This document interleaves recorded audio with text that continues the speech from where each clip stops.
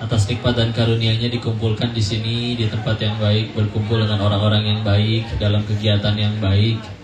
Semoga membuat kita juga pulang dalam hasil yang baik, husnul khotimah. Senang sekali berkumpul dengan orang-orang beriman di belahan buminya Allah yang lain, yang amat sangat luas, nyampe kemanapun selalu ketemu orang yang beriman, ketemu orang yang bersujud menyembah Allah. Ini pun masih di negeri Indonesia. Kemarin kata Teh Yunda, kok kayak pulang ke kampung halaman, ke Taiwan ya. Tetap aja di sana ada 270.000 TKI ya, yang juga hampir semuanya Muslim, dan bahkan mendirikan masjid-masjid di sana didirikannya oleh orang Indo, masya Allah. Alhamdulillah, kita doakan mereka ya. Dan alhamdulillah, salawat salam semoga selalu tercurah pada junjungan kita baginda Rasulullah Muhammad Sallallahu alaihi wasallam beserta para keluarga dan sahabatnya, dan semoga Allah sanggupkan kita istiqomah dalam mengikuti sunnah-sunnah beliau sampai akhir hayat kita insyaallah. Salam takzim, salam kenal kepada seluruh asatiz, alim, ulama, kiai, tokoh masyarakat, para sponsor, donatur, partisipan yang mau ikut repot mengorbankan waktu, energi, dan segala-galanya untuk sampai mau hadir di majelis ini, menjadi wasilah diadakannya kajian ini. Balasan terbaiknya hanya dari Allah. Semoga Allah muliakan siapapun yang hadir di sini, diangkat derajatnya, yang jomblo dapat jodoh yang soleh soleha, yang udah nikah dikasih keturunan yang soleh soleha. Boh gitu. Entar dulu, berarti banyak yang jomblo ini kan? Coba saya tanya dulu ya, yang jomblo angkat tangan.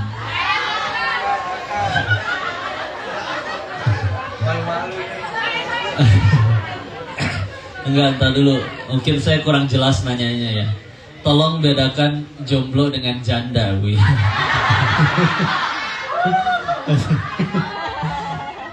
Iya sih, sama-sama single gitu.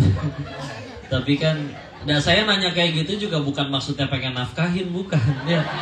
Cuma nanti menentukan abis ini bahasannya mau kemana gitu. Ya. Tapi ya semoga tetap Allah anugerahkan jodoh yang soleh ya. Insyaallah. Alhamdulillah, terima kasih bisa ngaji bareng di Mamuju ini. Tadi dibuka oleh Ustaz Ilham bagaimana original story-nya. Ini hampir paling banyak ditanyakan memang dalam podcast-podcast yang sebetulnya ya podcast mah baru muncul belakangan ya. Aslinya banyak sekali bahasan yang udah dibahas di YouTube, tapi memang ya karena di Indonesianya paling banyak lagi merebak judi, jadi bahasan tentang judinya yang merebak. Ya ada takdir yang bisa dipilih, ada yang tidak bisa dipilih. Saya juga nggak bisa milih, nggak bisa request. Mungkin kalau bisa request orang-orang pada pengen jadi kayak Rafathar mungkin ya, lahirnya. Tapi ya karena dititipi dunia saja. Terus lahir tahun 91, seumuran. Ada yang seumuran? Ibu seumuran? Ada, tenang. Yang umurnya yang usianya di atas saya pasti pahalanya lebih banyak dari saya ya. Yang usianya di bawah saya pasti dosanya lebih sedikit. Mulia semuanya. Lahir tahun 91 di kota Bogor. Lahirnya di keluarga Tionghoa, nggak bisa milih, nggak bisa request. Dan ada takdir yang bisa kita pilih, ada yang tidak bisa kita pilih. Salah satunya tadi mau terlahir di mana. Nama Tionghoanya Lin Chin Fu. Ulangi. Lin Chin Fu. Nah, silakan dimurojaah ya, nanti store ya. Lin itu marganya, Chin dari kata Cinze, artinya emas. Bisa Cinze. Beda, makhrajnya nggak begitu, bukan te. Ya gitu ya, Cinze. Ya artinya emas. Fu-nya dari kata Xing Fu, artinya blessing, berkah. Enak ya, banyak emasnya, banyak berkahnya. Tapi kalau meninggal yang gak Islam percuma, yang saya tahu ya, beneran ya. Terus singkat cerita, sekolahnya TK sampai SMA di Bogor, di sekolah Katolik Mardi Yuwana namanya. Mardi Yuwana, lalu dia ganti nama jadi Mardi Waluya. Lulus 2009, kuliah di Bandung 3 tahun, diploma 3 di Telkom ya. Waktu itu Institut Teknologi Telkom, lalu lulus jadi Telyu. Giliran lulus dia ganti nama jadi Telyu ya. Lalu kerja dulu di Jakarta setahun setengah, barulah episode yang di Thailand selama 3 tahun lebih. Lalu pulang nyantren di Darut Tauhid dan di guru-guru di Bogor. Sekarang juga masih santri ya, sama sekali bukan ustadz. Makanya dipanggil nama aja, atau kalau mau ya koko aja, bukan ustadz. Lalu beres dari yang Darut Tauhid, sekarang lagi ngambil lagi jurusan hadis. Udah semester 5, alhamdulillah, mohon doanya ya. Terus aja belajar lah kita mah. Dan nyampe ke sini pun istilah mau sakit kayak gimana, aku yakin mau berbicara sebagus apapun, Allah gak masukkan ke hati yang dengar, gak berubah orang demi Allah. Mau bicaranya sambil nahan sakit, sambil ditahan-tahan kayak gimana, atau bahkan bicaranya sependek apapun, Allah udah masukin ke hati demi Allah. Dan hatinya digenggam oleh Allah ya. Karena di sini mah tugasnya sama-sama lurusin niat aja ya. Ya sayanya jadi ujian bagi yang hadirnya jadi ujian buat saya. Ini kayak begini, ngucap, siapa yang paling sukses ceramahnya? Bukan yang paling banyak yang datang, bukan. Tapi yang bisa paling ikhlas kepada Allah. Kalau gara-gara tambah banyak yang datang malah jadi gak ikhlas, bisa jadi bencana buat saya. Bisa jadi yang duduk kedengerin, dapat kebaikan, ada sesuatu yang bisa diamalkan, atau membuat tambah dekat sama Allah. Yang bicara bisa tergelincir sendiri, na'udzubillah. Ya, yang duduk mendengarkan, datanglah misalkan ini entah engkongko datang dari mana ya, biasa juga engkongko kan jualan handphone ya nggak. Nah di sini tapi ngaji ya udah ujian aja. Kalau niatnya benar-benar ngaji, datang tidak datang tetap jadi amal soleh. Tapi kalau niatnya selain itu capek lah, udah habis bensin dan lain-lain ya. Kak, original story-nya gitu dulu aja Sat. Saya mah jawabin pertanyaan antum aja ya. Fadol, dilanjutkan. Oke, siap kok. Jadi ini kita bincang-bincang santai aja ya teman-teman semuanya. Terus tadi udah dijelasin sedikit tentang deskripsi tentang masa kecil dan sekarangnya oleh Ko Denis. Ini mau tahu nih kok, waktu kecil itu Ko Denis tuh orangnya kayak gimana sih? Baikkah, bandelkah, atau waktu kecil tuh, nggak gede. Gimana? Mungkin bisa ditanya sama adiknya kali ya. Insya Allah. Waktu kecil ya. Itu pertanyaannya ya. Nyontek dulu ya. Ya waktu kecil gimana yuk? Bandel lah gimana ya. Dan yang saya ingat mah, karena ada episode dulu ayah juga diuji, sempat punya usaha seperti itu juga. Jadi memang ada episode di mana uang tuh gampang gitu ya. Terus si mami itu pinter, biasanya karena papi prinsipnya waktu itu nggak mau nabung, percuma katanya nabung. Jadi kalau dapat uang dari papi diberikan ke perhiasan biasanya, karena emas kan nilainya naik ya. Tapi akhirnya daripada disimpan suka dipakein ke anak-anaknya, ya. Ya saya emang nggak ngerti, namanya risih, lagi jongkok buang air masukin ke kloset gitu nya, kalungnya segala macam. Silakan digali lagi di safety tanknya mungkin masih ada ya. Alhamdulillah. Suka iseng. Yang saya ingat mas suka ngelicikin si Dio dulu ya. Dulu teh ngajakin beli anak mas. Ibu tahu nggak ciki anak mas dulu yang mie yang diremes ya. Saya teh bilang sini dibukain. Sok-sok jadi koko yang baik ya. Padahal saya bukain biar bisa ngambil bumbunya. Diambil. Terus diremes dikasih, udah diremesin. Kok nggak ada bumbunya? Ya mungkin yang ini kelupaan kali ya yang di pabriknya. Udah ya mereka makan dengan tanpa bumbu anyep. Saya yang satu dipakein 3 bumbu. Licik ya. Udahannya batu ya. Atau enggak pernah beli otak-otak. Di 3 waktu itu masih 3 bersaudara. Denis, Dio, Delvin ya. Udah gitu masing-masing kebagian 2. Yang saya pura-pura, gimana caranya biar bisa saya makan yang saya, tapi bisa menikmati yang lain. Ngakunya hilang. Udah hilang, diumpetin padahal di kolong ranjang.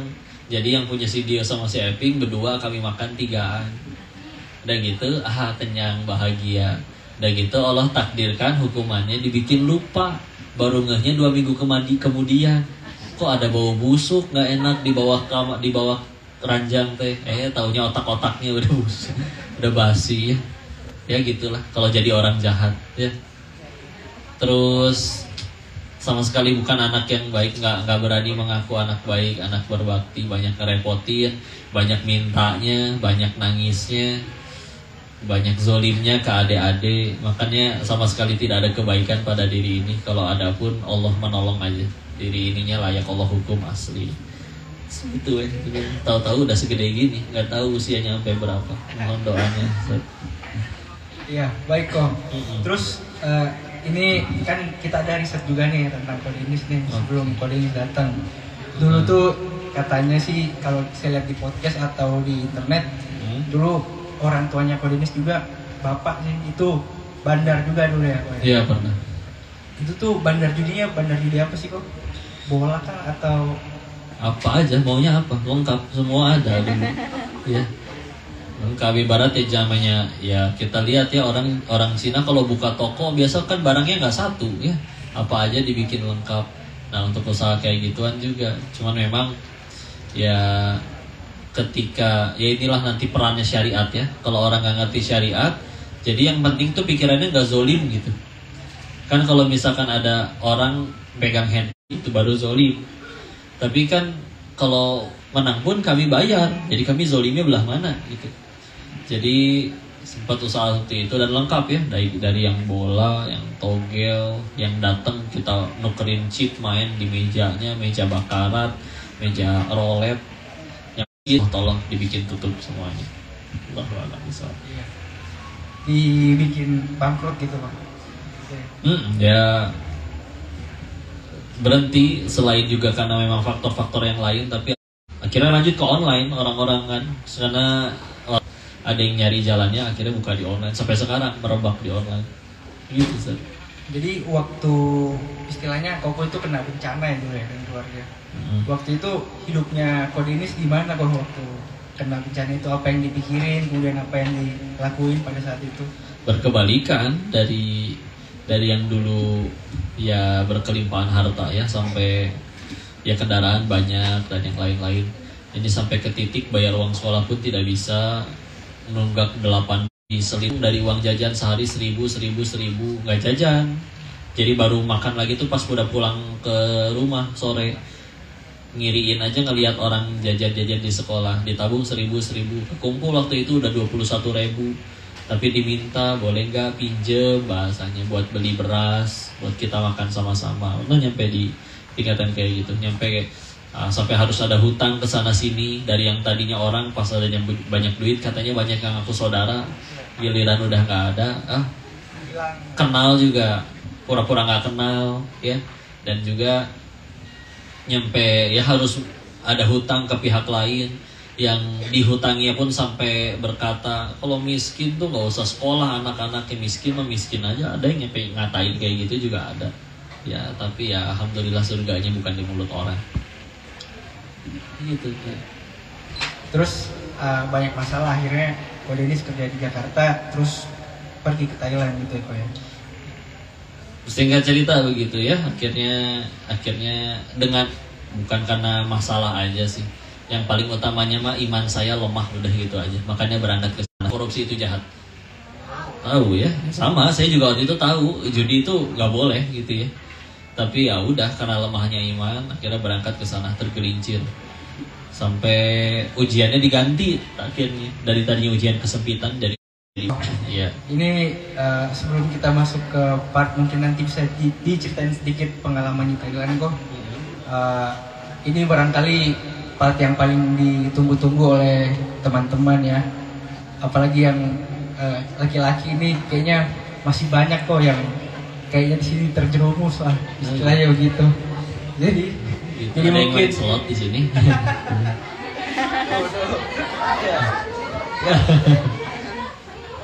Ya, Putra Zeus silakan merapat. Olympus. Baik kok. Sebelumnya mohon maaf nih, kita mau nanya juga. Iya. Pernah nggak sih mikir Kodenis tuh jadi bandar gara-gara bapaknya juga dulu jadi bandar judi? Istilahnya kan ada pepatah yang mengatakan buah tuh jatuh nggak jauh dari pohonnya. Dan ketika jadi bandar, pernah nggak sih Kodenis tuh merasa saya bisa nih lebih sukses daripada orang tua atau dari bapak gitu? Ya, yang pasti sekarang mah dipikirinnya semuanya terjadi atas izin Allah. Dan masih berupa jadi ujian. Tergantung nanti kita mau milih jadi apa, ingin menjadikan ujian itu jadi nikmat atau jadi musibah. Maka waktu akhirnya dapat duit di sana, nah ujian itu teh kapan baru jadi bisa jadi nikmat? Kalau bisa jadi jalan tambah dekat kepada Allah. Nah tapi kan gak mungkin, gimana caranya, dapatnya aja haram gitu kan. Maka kapan bisa jadi musibah? Sama, ketika malah jadi tambah jauh kepada Allah. Jadi ya takdir itu mah sesuatu yang kayak ngerasanya apa ya, dulu sebelum akhirnya ngedalamin Islam, saya cukup dekatnya dengan Buddha. Memang ya, keluarga dari ayah kan memang Buddha, dan itu di sana banyak teman-teman yang Buddha juga. Jadi kayak ada ya lingkaran takdir gitu lah ya, reinkarnasi dan lain-lain.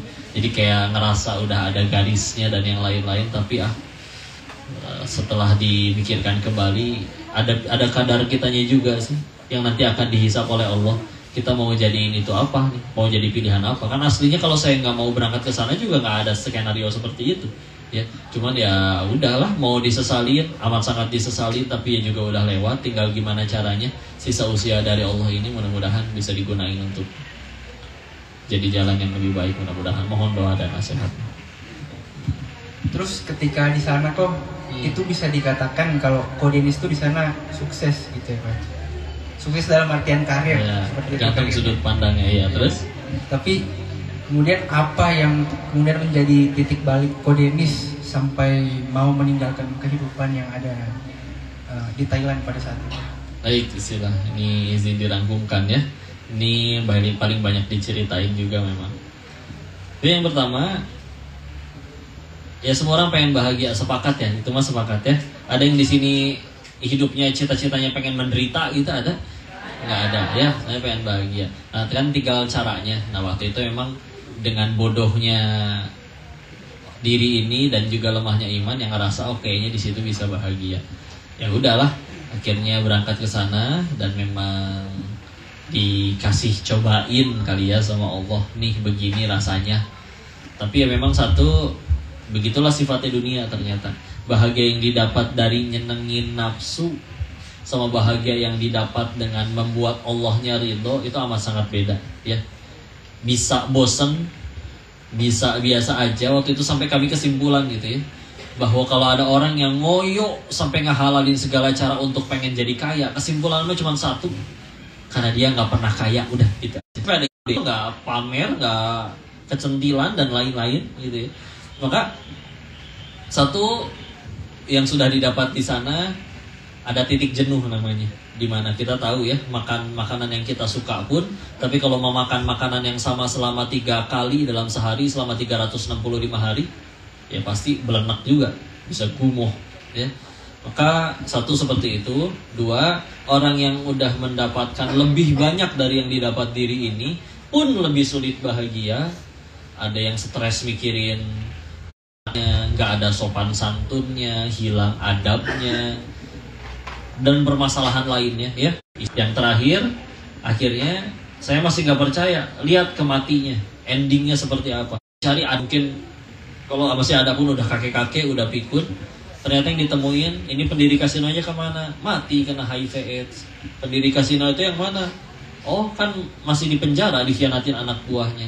Kasino yang di belakang ya kan happy ending, dunianya yang diselesain di sana juga udah bosen, udah jenuh. Karena mereka kalau misalkan di sana ada yang lagi dugem, ada yang lagi minum minuman keras, ada yang lagi main judi, sebetulnya alasannya bukan karena itu menarik, enggak, tapi karena memang mereka juga jenuh gitu. Cuma nggak tahu bisa mencari kebahagiaan dari mana-mana lagi. Akhirnya, dia pikir obat-obatan itu bisa bikin dia bahagia. Dia pikir dengan minum-minuman itu bisa bikin dia bahagia. Tapi itu hanya membuktikan, karena aslinya jika dia sudah menemukan cara bahagia yang benar, enggak tuh. Para nabi nggak perlu narkoba untuk bisa bahagia. Orang-orang soleh manapun nggak perlu bir, nggak perlu minuman keras untuk bisa bahagia. Bukti dengan mereka konsumsi itu kan karena mereka nggak bisa bahagia kan.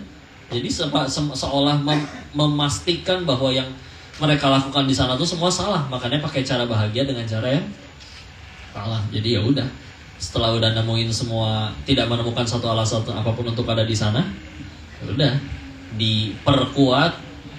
Tapi otak ini buntu. Tapi kayak kalau saya di Indo, saya mesti ngapain lagi? Mulai takut sama masalah rezeki. di kasino megang handphone, nonton YouTube, video ceramah kajian lagi tentang rezeki ya.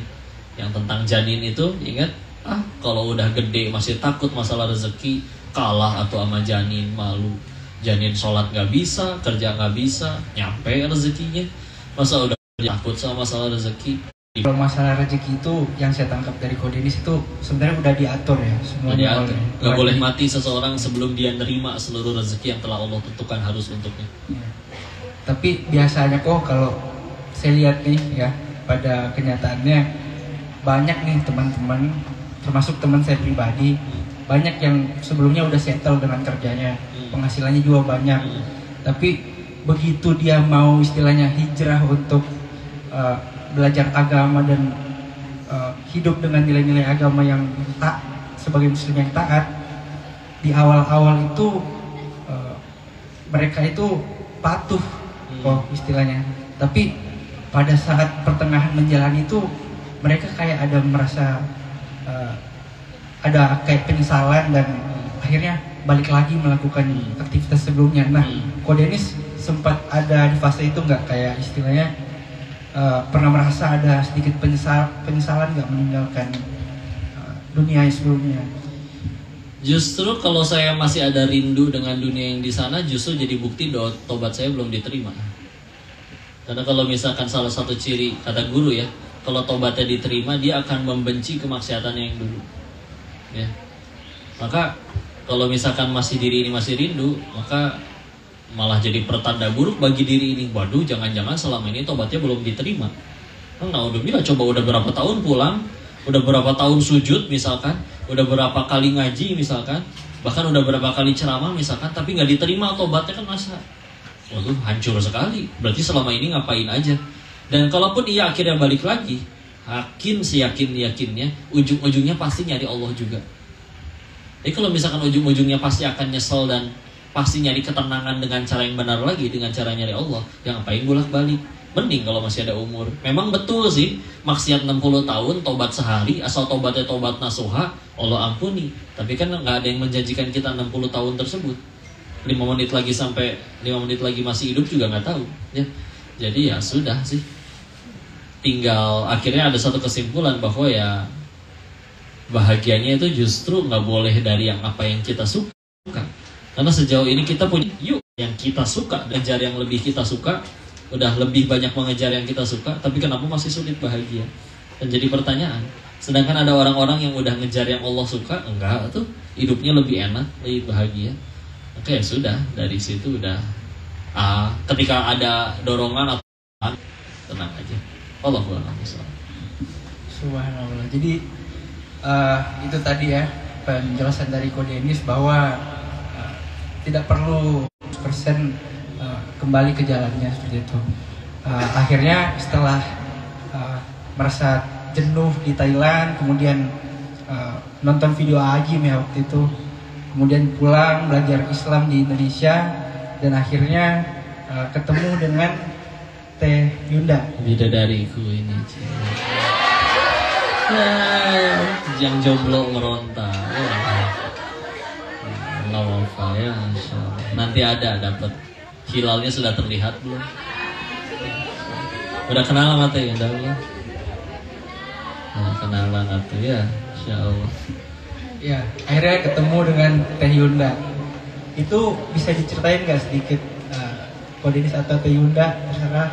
Itu gimana sih cerita pertemuannya dan akhirnya gimana bisa sampai saat ini sudah menjadi pasangan yang halal? Seperti apa?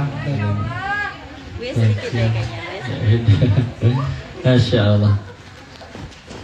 Takdir Allah ya, ketika akhirnya pulang dari Thailand, terus ngaji di Bogor, lalu akhirnya masuk ke Darut Tauhid. Nah, itulah pertemuan pertama dengan Teh Yunda, sama-sama di Darut Tauhid. Dan aslinya ada yang begitu kami lulus ya, udah gitu ada satu teman nyantren yang memang dikirimnya ke cabang tempat Teh Yunda berada. Jadi Teh Yunda tuh Darut Tauhidnya di Medan. Di Medan, sayanya ini di Bandung, lalu khidmatnya di Surabaya. Pendidikannya di Bandung, lalu khidmatnya di Surabaya. Tapi dijodohin, dan gimana Surabaya Siantar, Surabaya Medan tuh jarak ngecek 2000 km, nyebrang lautan pula, ya. Jadi udah sama-sama nolak waktu itu. Tapi ya ketika Allah sudah memainkan peranannya, kata Allah harus ketemu, rapat nasional, dapat amanah ngewakilin Surabaya, dapat Teyuna dapat amanah ngewakilin Medan. Udah nggak ada komunikasi, cuman tahu yang itu aja orangnya. Sekalinya turun tangga mau keluar lewatin koridor menuju pintu depan, Teyunda ke koridor tersebut ingin masuk ke tangga yang ada WC yang ada di bawah tangga. Udah papasan di situ, ya. Slow motionnya nggak? Pandangan pertama. Nah, udah. Itu pandangan pertama, cuma ngucap salam itu langsung melengos dia gitu aja. Pertemuan kedua saya udah ngadep ke hadapan bapaknya. Pertemuan ketiga udah akad nikah, tamat ya. Kita tutup dengan doa kafaratul majelis. Ini baru laki. Ini Langsung set ijab kabul. Pernah nggak sih kok sama Teh Yunda menganggap bahwa Ko Dennis atau Teh Yunda nih masing-masing jodoh itu kan adalah cerminan diri kita ya? Iya. Pernah nggak sih setelah menikah emang merasa seperti itu? Alhamdulillah ya. Tapi yang paling saya syukuri itu kepada Teh Yunda, memang kan tadi ya jodoh cerminan diri salah satunya kan ayatnya surat 24 An-Nur ayatnya 26 24.2 26. Yang itu yang wanita keji untuk laki-laki keji, yang baik untuk yang baik. Sehingga kalau ngelihat diri ini yang amat sangat tidak baik, masa lalunya apalagi, terus tahu-tahu Allah berikan jodohnya yang di mata saya amat sangat baik, maka ya Allah, mudah-mudahan ini menjadi pertanda bahwa Engkau telah terima taubatku itu. Karena kalau misalkan di mata Allah belum diterima dan diri ini tidak sekufu, tidak layak untuk bersanding bersamanya, ya Allah, kenapa jodohkan kami bersama? Jadi ya amat sangat disyukuri setiap hari bersamanya.